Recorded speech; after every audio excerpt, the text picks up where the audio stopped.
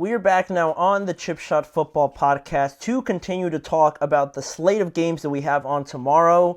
Only this other one because we're not going to really mention and go too deep into the Giants and Cowboys game for obvious reasons. So I think the game that everyone expects to be the closest or be the most competitive is the one with the Dolphins taking on the Green Bay Packers, right? The game will be played in Green Bay as Miami travel a very long time over there to the frozen tundra over there up north in Green Bay to face the Packers. Miami enters this game on a 3-game winning streak, and they're coming for a playoff spot, right? They're getting closer and pushing up on the Denver Broncos for that last spot. Maybe the Chargers too, depending on how the rest of their games go. But I fully expect them, the Ravens, and the Steelers to take up the last spots, right? Houston's going to win their division.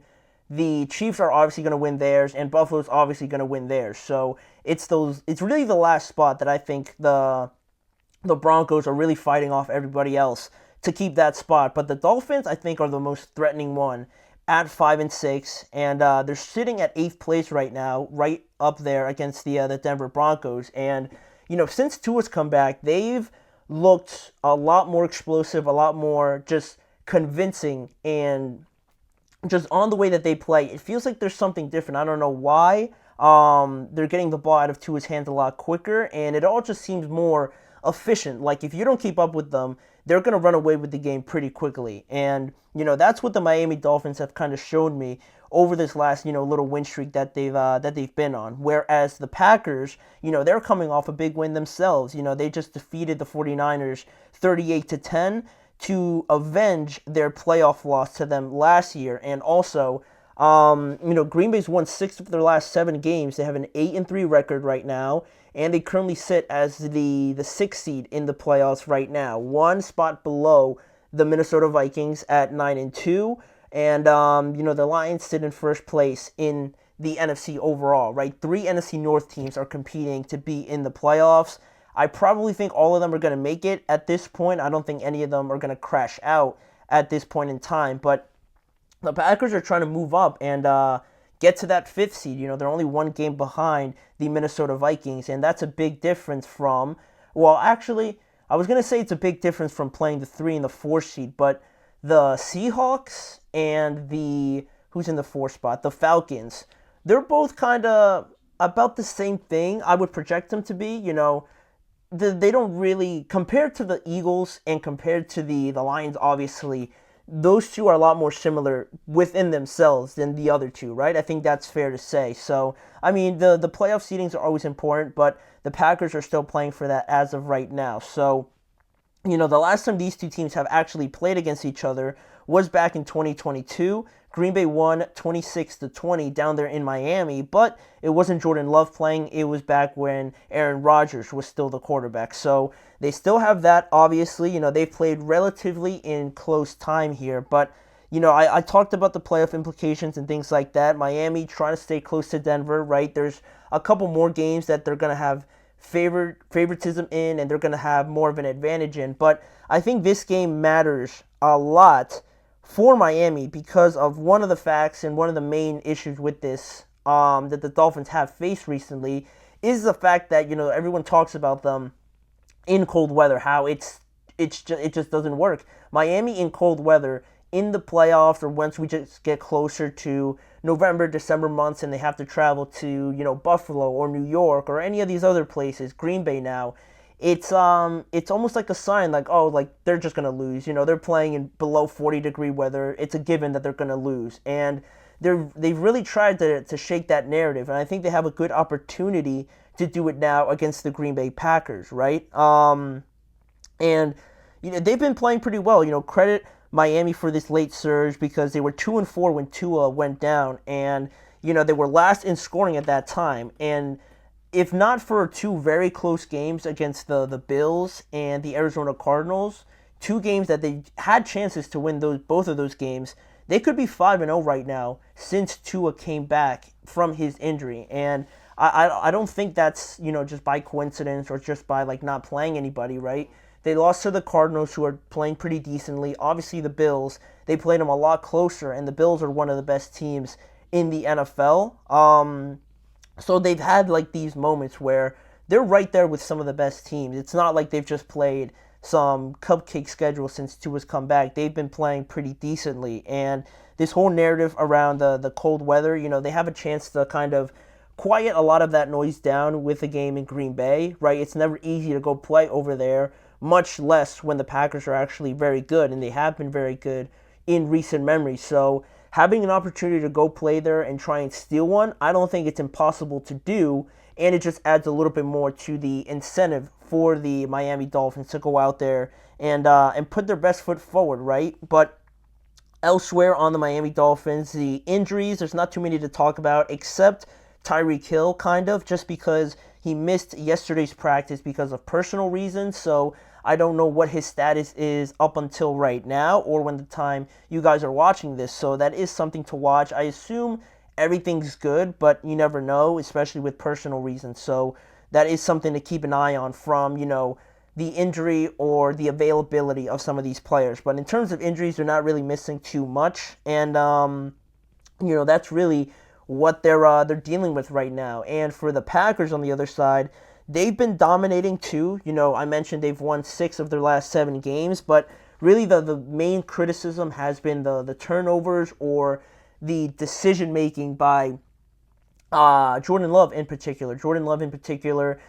I think he's thrown an interception each and every game he's played, except last week against the 49ers was the first time he hadn't thrown one. So you might be saying, what's the big deal? They're still winning games. It doesn't really matter. Well, I would argue it does matter in the bigger picture, just when you're talking about the regular season as opposed to, the playoffs, right? Where a mistake or a couple of mistakes like he's made sometimes are the difference in these close games. You don't want to leave it up to chance, right? There's already enough troubles and things you have to go through in the playoffs. The last thing you want to do is pile on top of that by your own doing. So I think that's something that they like to shake off right now. And last week was a good sign. They played a very efficient game, but mostly because I think they really prioritized the running game, and I think that they have to do that more rather than having Jordan Love throw like 35, 30 or 40 times or something like that and, run that risk. That decision making has to improve. I know there was that injury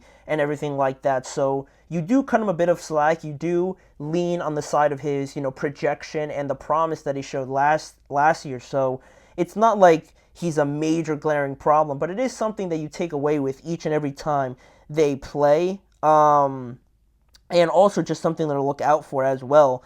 The Miami defense, it has been playing better. So that is something that I think a lot of people also don't talk about with the Dolphins and how good their offense has been, yes, but also their defense and the job that Anthony Weaver has been doing with them has been pretty significant. So that is something else to keep in mind here when the Packers are facing off against this defense, right? They gave the Rams a lot of trouble and the other teams that they played during this win streak. So in that sort of area, in that sort of realm there that we just talked about with the defense, we'll get into the matchups to keep an eye on in this game that I think will make a huge difference overall. Starting with Tyreek Hill and Jalen Waddle, because Jalen Waddle had a big game last week. Those two guys facing off against Green Bay's secondary. And I don't know if Jair Alexander is going to play. He's been questionable and kind of in and out of practice and in and out of the games over, the last few weeks. So he's a bit of a question mark right now. They sure need him to play against, this level of wide receiver. But don't forget about Xavier McKinney. Xavier McKinney has been patrolling, the deep part of the field and just keeping everything in front of him for this Green Bay Packers defense. And that's a huge thing to do, especially when you got 2 of the fastest wide receivers in the NFL. And playing both of them at the same time is something that I'm sure that they have circled on their drawing board and something that they truly are paying attention to, obviously, right? Having Xavier McKinney kind of being the hub or the passage back there in the backfield to try and limit the amount of times Tyreek and Waddle try and get behind them. And what better guy to do it, right? Xavier McKinney, I believe right now is still tied with Kirby Joseph for the lead in interceptions, and he's done a fantastic job for them. I think he doesn't get talked about enough Honestly, people keep trying to throw it down the middle of the field or anywhere near him, and he makes them pay every single time. That's something that Tua and this Dolphins team have to watch out for if they're going to win this game. I'm not saying don't take any deep shots, but really make sure that they're on point, because more often than not, Xavier McKinney's all over it. So that's one of the matchups. The other one is on the offensive side of the ball for both of these teams.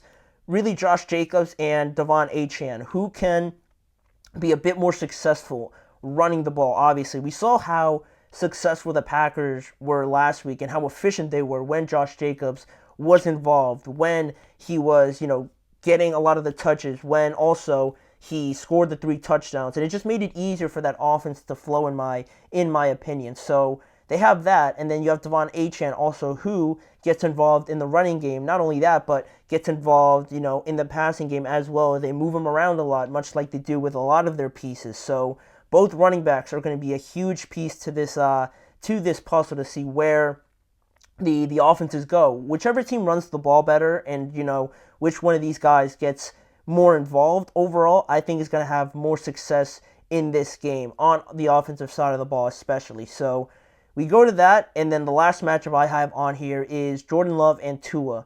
Two quarterbacks that obviously the quarterback is the most important spot, but these two guys in particular are going to be a huge difference in this game. Tua, has been playing great over, the last few weeks, like we said, but, there are those games against the Buffalo Bills where, the first matchup, I say, where he threw multiple interceptions and it quickly, just quickly got away from them, right? And from that point on, the timing and the rhythm was just thrown off from that point on, and that's huge for the Miami Dolphins. So because of that, you have that on one side that they have to watch out for, but also for Jordan Love, we just talked about the turnovers and things like that. So that could force you to get behind the chains, behind the rhythm and everything of your own offense. So that is something that both of them have to watch out for, and whichever one takes care of the ball a lot better, is more efficient with it, is going to have a big say in who wins this game. But overall, I am going to go with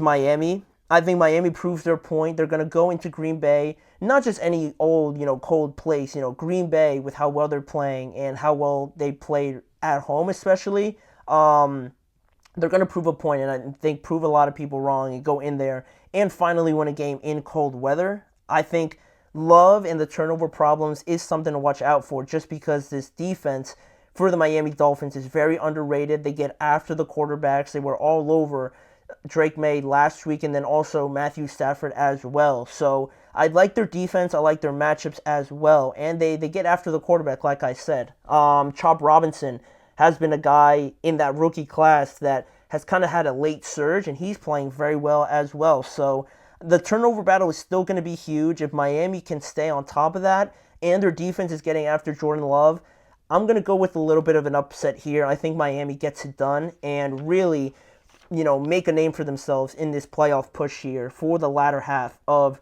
2024. So those are all the Thanksgiving games I'm going to talk about. I am going to mention the Giants and Cowboys game a little bit later in the show, but right now we're going to look ahead to Sunday, and I had to highlight this matchup between the Eagles and the Baltimore Ravens. A dream matchup, stars all over the place.